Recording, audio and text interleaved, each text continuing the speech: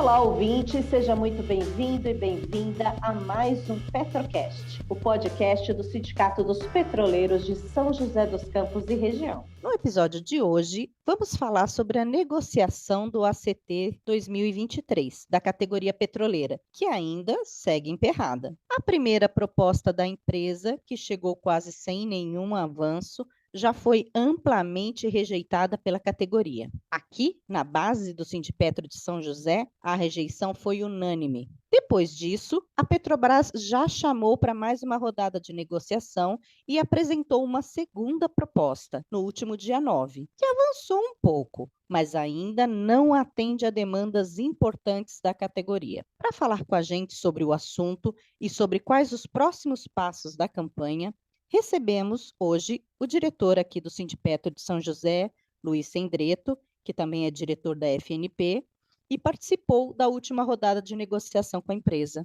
Olá, Sendreto. Olá, Eliane. Como você bem disse, sou o Sendreto, diretor do Sindipetro São José dos Campos e região e também diretor da FNP. Primeiramente, quero saudar a todos os ouvintes, em especial a categoria petroleira que lutou muito para que a Petrobras se mantivesse de pé, frente a todos os ataques e processos de desmonte que ocorreram nos últimos anos. E hoje, essa empresa que nos orgulha e tem novamente a possibilidade real de ser a empresa símbolo do povo brasileiro e a serviço do país.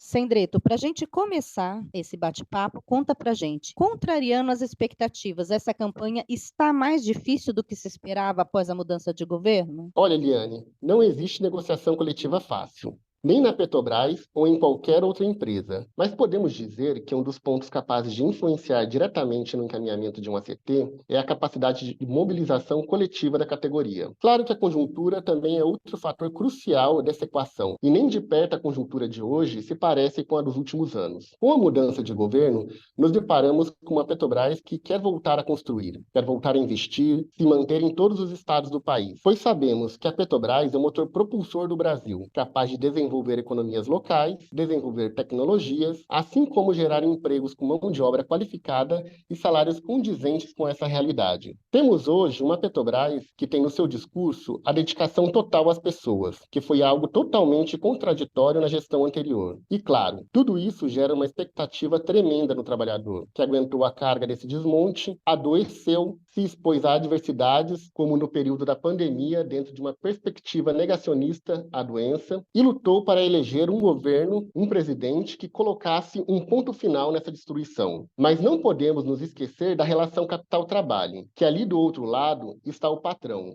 Num governo com um congresso de maioria de direita e extrema-direita, com base muito diferente dos anos de Lula 1, Lula 2 e Dilma 1, com um centrão afoito por espaço no governo, pleiteando o comando da Caixa Econômica Federal, como a gente viu aí no último período, e até mesmo o controle da Petrobras. E por isso, nessa luta de classe, vale aquela máxima. Precisamos estar unidos com a categoria frente a essas adversidades e exigir à Petrobras o respeito, os direitos perdidos e de que forma? Lotando as assembleias e dar o nosso recado. Bom, a gente sabe que a primeira proposta ficou muito aquém do que se esperava e acabou rejeitada em todo o país, né? Aí a expectativa era que a segunda proposta viesse melhor, mas parece que não foi bem isso que aconteceu, né? Eliane. Realmente, a primeira proposta frustrou todas as expectativas dos trabalhadores, pois nós, os sindicatos, estivemos em conversas com a empresa durante meses em reuniões temáticas, onde colocamos todos os problemas enfrentados pela base, tanto no efetivo, quanto na saúde física e mental, segurança, remuneração, todos os retrocessos acontecidos na Petrobras nos últimos anos, os processos de privatizações e tudo o que seria necessário a curto prazo que fosse realizado para mitigar a situação deixada como herança pelo governo Bolsonaro. Entendíamos que os encaminhamentos dessas reuniões fossem a base para a construção do acordo coletivo desse ano. E, na prática, vimos alguns ataques, propostas aquém do necessário e condicionante à retirada de ações judiciais. Essa não era a Petrobras que lutamos e não mostrou na prática a política de atenção total às pessoas. Rechaçamos essa proposta praticamente por unanimidade nas assembleias em todo o país e a categoria petroleira se sentiu menosprezada. Nesse sentido, a cobrança por uma proposta que atendesse aos trabalhadores ganhou força de maneira muito incisiva. E, claro, a Petrobras teria que apresentar algo que atendesse à categoria. Recebemos a segunda proposta no último dia 9, às 8 da manhã, no Edifício Senado, lá no Rio de Janeiro, onde sim, foi apresentado uma proposta com cara de primeira proposta. Não podemos dizer que foi uma proposta que não tivemos avanços. Claro que não recuperamos as perdas tidas nos últimos anos, mas foi apresentada um ganho real, coisa que não acontecia há vários anos. Recuperamos o tempo médio de passagem de serviço de turno, tido como crítico à segurança das pessoas e equipamentos, que na Revap era de 28 minutos a média, frente aos atuais 10 minutos apresentados aí na primeira proposta e que a Cefinaria vem praticando aí nos últimos anos, que precariza todo esse processo. Mas sim, nesse quesito temos que avançar nas discussões dos locais dos codins, que foram retirados por conta da mudança na legislação trabalhista. E nós temos entendimento que não cabe para as unidades operacionais como refinarias. Tivemos avanços na área de saúde, como uma cláusula memorável de exame médico periódico. Colocamos uma cláusula de teletrabalho, mas ela precisa de melhor formulação. Entraram cláusulas importantíssimas de diversidade, assédio sexual, violência no trabalho e opressões, mas dá para escrevê-las de maneira melhor de como está escrito nesse acordo coletivo apresentado pela empresa. Porém, uma empresa que lucrou no ano passado cerca de 200 bilhões de reais à custa dessa força de trabalho, tem sim como avançar. É preciso avançar, principalmente num dos principais nós que assola tanto os empregados da ativas quanto aposentados, que é a relação do custeio da MS. Hoje é a APS, né, que precisa sair da relação de custeio 60/40 e precisa voltar para a relação 70/30. Bom, são muitas as reivindicações da categoria, após anos de ataques e retiradas de direitos durante o governo Bolsonaro, né?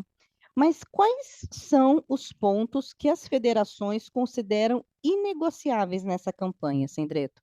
Tipo, se não atender, não tem conversa. Eliane, temos pontos importantes tidos como cruciais para avançar, como o reajuste digno com recuperação das perdas, avançar na pauta de mulheres tirada no Congresso FUP-FNP, abono de horas dos anos anteriores do pessoal do administrativo e outro ponto bem importante também é a garantia da ultratividade, que é a manutenção do acordo coletivo vigente até o término da conclusão da negociação do novo acordo, que é uma coisa que nós sentimos na pele nos últimos anos aí, a chantagem da empresa com os trabalhadores. Mas um ponto tido como principal nó hoje de nossa discussão de negociação do acordo coletivo é a relação do custeio da MS. Essa relação 60/40 aumentou demais os custos dos empregados, tanto da ativa, que na prática diminuiu seu poder de compra, mas atingiu com muita força em aposentados. Esses ex-empregados que dedicaram uma vida inteira à empresa e são os que mais acabam usando o plano de saúde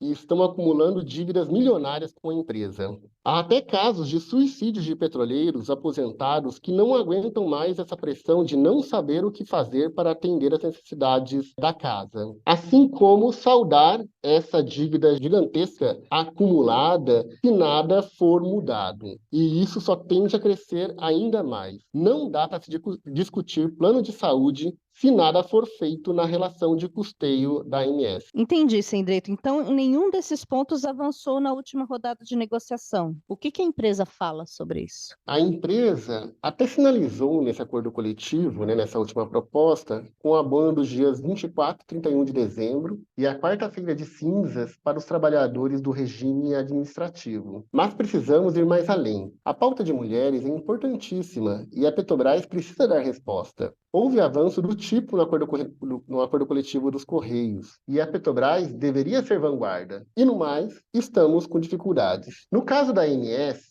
a atual APS, a empresa põe um obstáculo da resolução CGPAR 42, que limita os gastos do plano de saúde. Mas não é possível que a Petrobras, que é governo, e a FESH, que pertence ao Ministério da Economia, que também é governo, não consigam avançar numa resolução feita pelo Paulo Guedes no governo Bolsonaro. E ainda é uma resolução que não faz sentido para a Petrobras, que é uma empresa autossuficiente. A Petrobras se mantém e paga dividendos bilionários para o governo, diferente de outras estatais que muitas vezes precisam de recursos do governo para equalizar suas finanças. Bom, para a gente já ir terminando aqui, Sendreto, o sindicato convocou mais uma rodada de assembleias para apresentar para a categoria a segunda proposta. E o indicativo, mais uma vez, é de rejeição. O calendário vai até quando? E, além disso, também tem a FNP e FUP definiram um calendário de mobilizações com a categoria para acirrar essa campanha. Fala também para a gente um pouco sobre isso. Isso é muito importante.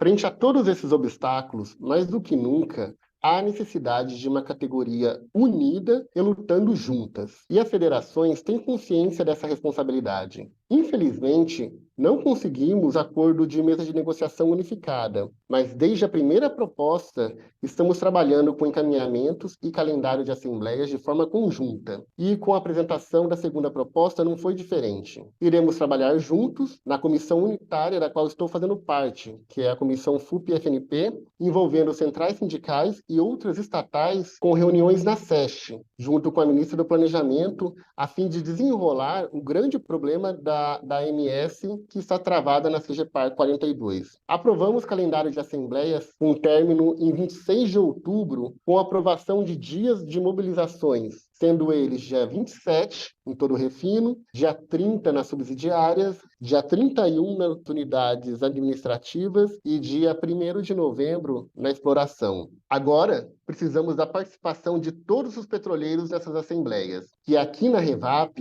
vão iniciar no dia 17 de outubro, às 7 da noite, com o grupo 4. Teremos assembleia também dia 19 pela manhã com o grupo 1, junto com a HA e Transpetro, dia 20 com o grupo 5, dia 23 com o grupo 2 e finalizando dia 25 com o grupo 3. Todas essas últimas assembleias às 19 horas. E tão importante quanto é a participação do dia de mobilização unificada FUP-FNP, na manhã do dia 27, que ocorrerá em todas as unidades do Refino do país. E olha, precisamos, novamente eu vou ressaltar aqui, precisamos dar peso nessas assembleias, dar peso nessa data de mobilizações, valorizar a unidade, a luta, lotar as assembleias. Porque só assim, Eliane, só com essa luta se há conquistas. Ou seja, participar das assembleias e das mobilizações nesse momento é fundamental para chegar num bom desfecho,